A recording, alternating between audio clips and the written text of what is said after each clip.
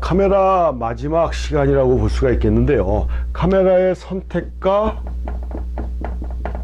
보관 방법, 뭐 이렇게 얘기할 수가 있겠습니다. 카메라의 선택. 어떤 카메라를 선택하느냐? 뭐 이거는 강의 내내 계속 반복됐던 얘기들인데, 이 카메라 선택은 자신이 원하는 뭐 여러 가지가 있겠죠. 경제적인 사항도 봐야 되겠고요.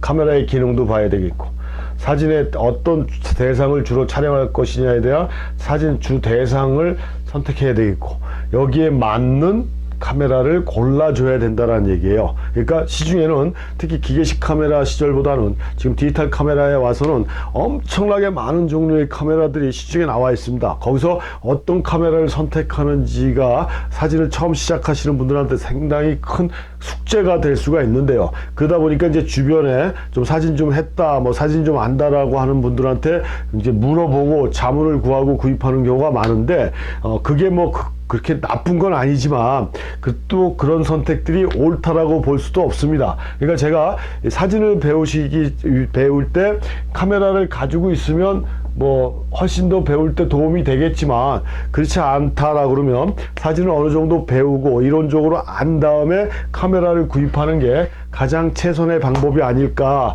왜? 기능이나 그 다음에 내가 사진을 어떤 방향으로 찍을 것인지에 따라 뭐 미러리스를 할지 SLR을 할지 중형 카메라를 할지 대형 카메라를 할지 이 카메라 포맷도 바뀔 수가 있는 거거든요. 근데 아무것도 모르는 상태에서는 무작정 누가 구입하라라는 식으로 얘기하는 걸 따라갈 수뿐이 없다라는 얘기고, 거기에다가 뭐 크롭 바디가 괜찮은지 풀프레임 바디가 괜찮은지 아니면 그냥 뭐 필름 카메라가 날지, 이거에 대한 선택도 우리가 할 수가 없잖아요, 모르는 상태에서. 그러니까 이런 것까지도 다 고려해서 카메라를 선택을 해줘야 되는데, 실질적으로 제일 중요한 건 카메라는 소모품이다. 소모품. 과거에 필름 카메라는 소모품이 아니었어요. 재수가 좋으면 한 몇 년, 뭐 10년 쓰다가도 다른 카메라 바디로 업그레이드 하려고 그러다 보면 깨끗하게만 쓰면 말입니다, 환율이나 뭐 이렇게 올라가지고 뭐 갯돈 탔듯이 아주 목돈을 만들 수 있는 그런 또 재산적인 가치도 있었던 게 필름 카메라지만, 이 디지털 카메라는요, 오늘 뭐 아무리 비싼 뭐 400만 원 주고 샀다, 300만 원 주고 샀다고 해도 오늘 사서 내일 팔려고 그러면 이건 반값이에요, 반값. 좀 과장해서 말씀드리면, 그러니까 얘는 그 재산적인 가치는 일단 없고요. 그 다음에 신형이 나오면 나올수록 구형 모델은 계속 바닥을 쳐버리죠. 그리고 걔 유행에 상당히 민감합니다. 필름 카메라는 유행하고 상관이 없어요. 한 모델이 나오면 꾸준하게 그 모델로 가고, 뭐 기능 자체가 더 첨가되고 말고 할 것도 없으니까. 디지털 카메라는 뭐 강의 중간중간에 말씀드렸지만 몇 가지 기능을 좀 첨가해서 뭐 버전을 업했다고 모델명을 뭐 3에서 4로 바꿔가지고 나오고, 그 가격을 또 1000불 이상 올리고, 뭐 이런 식으로 계속 모델을 또 기술의 집약적인 발전에 의해서 뭐 당연히 또 퀄리티라든가 모든 게 또 변화돼 가면서 가격이 또 올라가고 새로운 모델이 나오고 해서 이건 유행이 상당히 민감하고 오래 쓸 수가 없습니다. 또 디지털 카메라 같은 경우는 그 수명이 있어요. 수명이. 셔터를 얼마큼 눌렀다라든가 해서 뒤에 있는 LCD라든가 이런 거, 제가 쓰는 카메라는 굉장히 오래된 카메라고 버전을 바꿔주질 않아 가지고요, 지금 LCD는 거의 안 보이는 상황이거든요. 근데 LCD를 막아라라는 얘기를 제가 하는데 그건 나중에 설명해 드리기로 하고, 아무튼 이렇게 수명이 있다라는 얘기예요. 수명이. 그래서 너무 비싼 카메라 선호하지 마시고, 이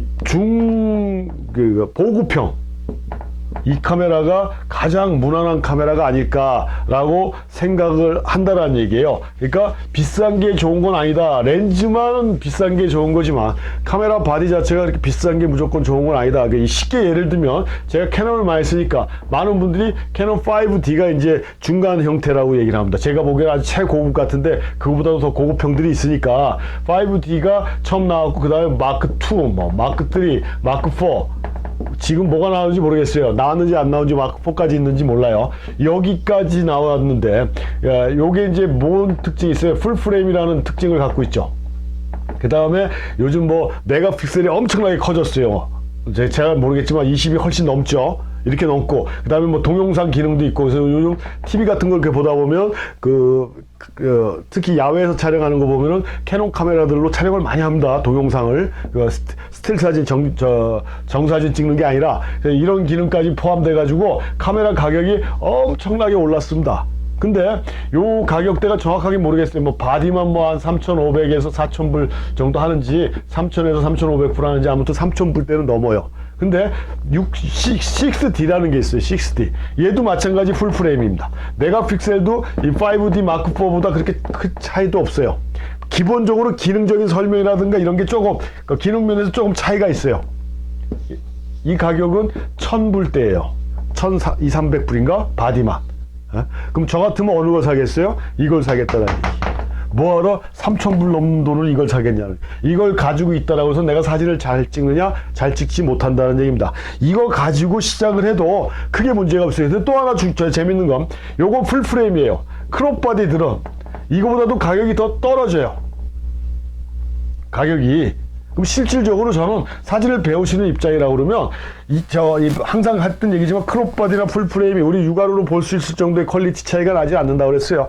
초점거리의 변화가 있을 뿐이라고 그랬죠. 그건 조금 이따 말씀드리기로 하고, 가격 면에서 이거 훨씬 쌉니다. 그러니까 저 같은 경우는 최상 선택은 요걸로 하고 6D 1,200~300불짜리 바디만, 아니면 크롭바디로 해서 600~700불짜리 500~600불짜리 요 정도 갖고 준비해도 전혀 지장이 없다는 얘기예요. 전혀 지장이. 그러니까 이거 어떻게 선택하느냐에 따라 사진이 돈이 많이 들고 안 들어가고 하는 건데, 이렇게 내가 그래서 풀프레임으로 할 것이냐 크롭바디로 할 것이냐, 이것도 중요하다라고 그랬잖아요. 근데 대부분 사람들이 크롭바디는 굉장히 싸구려 카메라라고 생각하고, 디지털 카메라는 당연히 풀프레임으로 가야 된다라고 생각을 하는데, 기술 집약이 당연히 풀프레임 쪽으로 많이 돼 있어요. 그래서 퀄리티가 크롭바디보다 좋다라고 뭐 얘기한다라고 그러면 인정해 줄 수도 있다라는 얘기입니다. 그렇지만 이것도 좀 전에도 얘기했지만 우리가 눈으로 파악할 정도의 퀄리티 차이는 없다라는 얘기고요.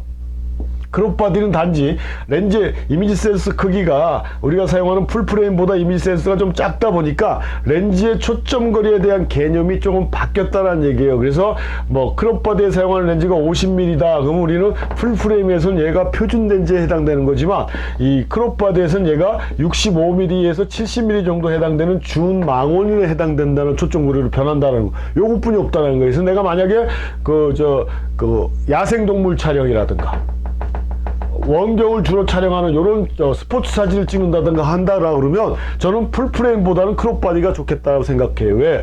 200mm를 꽂아도 1.5 곱해버리면 350mm가 돼버리니까, 그 렌즈로 풀프레임에서 350mm 렌즈를 살려고 하면 돈이 엄청나게 들어가거든요. 망원 효과가 크롭바디를 훨씬 극대화시킬 수 있다는 얘기예요. 그래서 망원 효과가 강조되는 사진을 내가 많이 찍는 사진을 한다라 그러면 풀프레임보다는 크롭바디가 훨씬 효과적이라는 얘기예요. 효과적이라는 얘기. 그렇게 선택을 해서 카메라를 구입해주면 가장 자기가 사용하고자 하는 용도에 맞다라는 얘기죠. 남들이 뭐 캐논 5D 마크4 이게 좋다고 그러더라. 아무 생각 없이 사버려요. 네? 그렇게 사면 안 된다는 얘기예요. 크롭바디도 크롭바디가 갖고 있는 장점이 있으니까, 그래서 이게 메이커마다 틀리지만 보통 1.5, 1.6을 곱해준다고 그러는데, 그냥 평균적으로 내가 쓰고 있는 초점거리에 1.5를 곱하면 크롭바디 카메라 렌즈 초점거리가 되는 거. 요거만 참고하시면 크게 문제될 게 없는 게 크롭바디예요. 경제적이고 이렇게 카메라를 선택해 주시면 된다라고 말씀드렸습니다. 렌즈 선택은 어떻게 한다고요? 복습하는 차원에서 내가 가장 마음에 드는 그 화각 정도로만 표현할 수 있는 그런 화각을 갖고 있는 초점거리를 가진 렌즈를 선택해 주면 된다라고 그랬어요. 누가 어떤 말을 하든지 간에 어떤 카메라 선택은 이런 식으로 해 주시면 돼요. 그러니까 사진을 처음에 배우실 때 집에 옛날부터 쓰던 수동 카메라가 있다. 그러면 디지털 카메라 구입하지 않아도 수동 카메라로 배우시면 더 효과적이다. 이게 고리타분한 얘기냐, 원론적인 얘기만 하냐라고 할 수도 있겠습니다만은, 제가 늘 강조했죠. 수동으로 배우면 자동은 자동적으로 넘어간다라고 그랬어요. 그러니까 시작할 때 집에 수동으로 조절할 수 있는 수동 카메라가 있다라 그러면 급하게 디지털 카메라로 바로 사지 마시고 이걸로 배우고 나서 내가 사진의 방향성이 어느 정도 정리가 됐고 감이 잡혔다 했을 때 그때 내가 원하는 디지털 카메라를 내가 선택할 수가 있다는 얘기죠. 다른 사람 말 듣지 않아도 그렇게 이해를 해주시면 되고요. 그래서 이 디지털 카메라는 이런 식으로 선택을 해주시면 되고, 카메라 보관은 렌즈 보관할 때도 말씀드렸지만 카메라 보관은 렌즈 보관하고 똑같습니다. 공기가 잘 통하고 선선하고 공기가 잘 통하고 통풍이 잘 되고 그 다음에 건조한 곳 이런 데 보관을 해줘야 된다라고 그랬어요. 그래야 카메라나 렌즈의 수명이 오래 간다라고 얘기했습니다. 실질적으로 카메라를 보관하는 카메라 냉장고도 따로 있어요. 습도 조절하고 이렇게 하는 거. 근데 뭐 굳이 그런 데까지 놓을 필요는 없다라고 해도 이렇게 촬영 갔다 와서 카메라백에서 카메라나 렌즈를 다 빼가지고 오픈된 상태로 보관을 해주시는 게 가장 좋은 방법이고요. 이 디지털 카메라 같은 경우는 특히 이 전자제품이다 보니까 먼지 많은 곳이라든가 바람 많은 곳에서 작업을 하다 보면 이 먼지를 끌어당기는 그런 효과가 있어서 이 이미지 센서 같은 경우에 먼지가 굉장히 많이 묻어서 나중에 프린트라든가 작업할 때 굉장히 애로사항이 많을 때가 있습니다. 그래서 이미지 센서 같은 경우도 이미지 센서를 청소해주는 센서 클리너나 클리닝 할 수 있는 그런 부속을 액세서리를 사가지고 이게 청소를 해줘야 되는데, 처음에 나왔던 이미지 센서 청소하는 것들은요 굉장히 좀 거칠어 갖고 센서에 손을 못 대게 했어요. 그래서 뭐 정전기를 이용해서 먼지를 이렇게 빨아들이는 듯한 그런 효과를 이용을 했는데, 요즘은 센서를 바로 붙여가지고 닦아낼 수 있는 것까지도 나왔습니다. 그만큼 이제 커버를 잘 해놓은 것 같아요. 그러니까 더스트 있잖아요.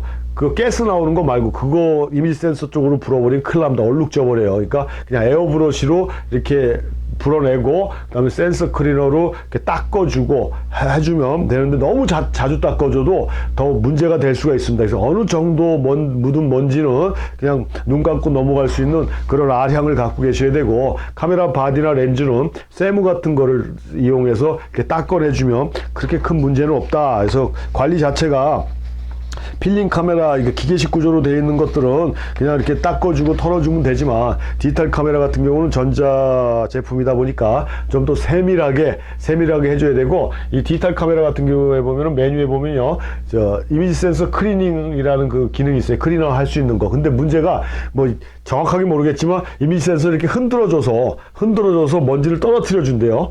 먼지를 떨어뜨려 주는데, 이 먼지 떨어진 카메라 바디에서 먼지가 떨어진 게 얘가 어디가 있어요? 밖으로 배출할 수 있는 배출구도 없지 않습니까? 그러니까 그거 클리너 하는 센서 클리닝 해주는 기능 자체가 별로 효과가 없다라는 얘기예요. 그러니까 그거 해놓으면 배터리 소모량만 많아지니까 그런 거 하지 말고 그냥 에어브러시하고 센서 클리닝 할 수 있는 이런 면봉 납작하게 만든 이런 게 있어요. 그래서 여기다가 액체를 발라주고 이미지 센서를 닦아주는 거예요. 크롭바디용이 있고 풀프레임용이 따로 있습니다. 이런 걸 사용해서 이미지 센서를 닦아주는데, 좀 전에도 말씀드렸듯이 너무 자주 닦아주다 보면 도리어 해가 될 수 있으니까 간혹 한 번씩 심하게 먼지 많고 바람 많은 바닷가라든가 이런 먼지 많은 장소를 갔다 왔을 때는 가끔 한 번씩 청소해 주는 것도 나쁘지는 않다라고 이렇게 이해를 해 주시면 되겠습니다. 이게 이제 카메라에 대한 마지막 설명이었습니다.